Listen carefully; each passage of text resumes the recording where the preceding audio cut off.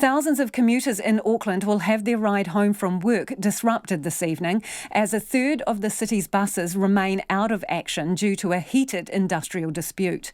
Drivers working for NZ Bus are asking for more pay and better working conditions, and the buses they drive are out of action until the dispute is settled. First Union has been in negotiations all day after an 11th-hour meeting last night failed to reach a resolution. Hundreds of Auckland bus drivers marched up Queen Street today. Reporter Amy Williams and video journalist Dan Cook were there.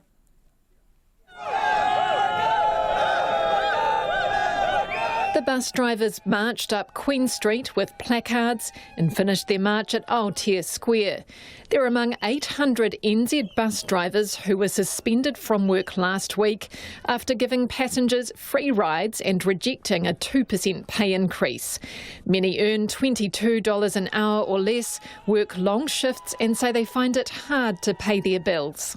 It's bad timing and it's really not fair as well because even though I actually am financially stable in terms of finding myself other things to do while this suspension is active, I'm concerned for everyone else here. It's very hard to keep up with the bills, so that's why I think that we need a little bit raise. We're not asking a big piece of pie, but just a small slice. I think it's fair, and Auckland Transport should actually take some interest in this. I'll blame Auckland Transport because they're the ones who issue the contracts. People who rely on public transport to get to work have voiced their support for the bus drivers on social media. Auckland Transport arranged substitute buses on 2 busy routes today through another bus company, Ritchie's. The agency says it does not directly employ bus drivers and is not directly involved in the negotiations between NZ Bus and the unions. As part of separate discussions, it says it's in proactive talks with unions to improve bus driver rest and meal breaks, work times and general conditions.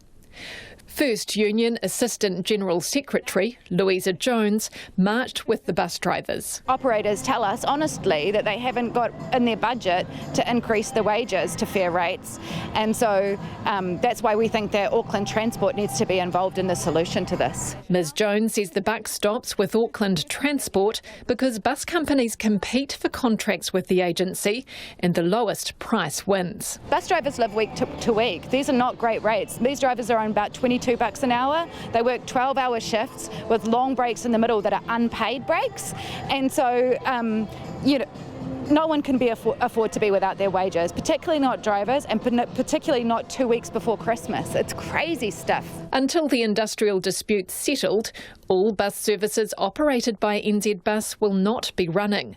Commuters into the city have had to call in favours to get to work. Using my car, and I got late around like half an hour.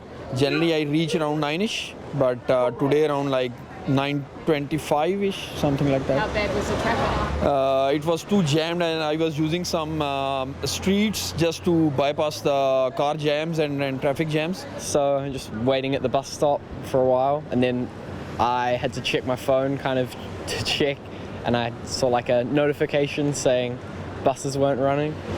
And then what happened? What did you do? Called up my dad so he could give me a lift, yeah. While the bus service disruption continues, Auckland Transport is keeping commuters updated on the affected bus routes via its website and social media.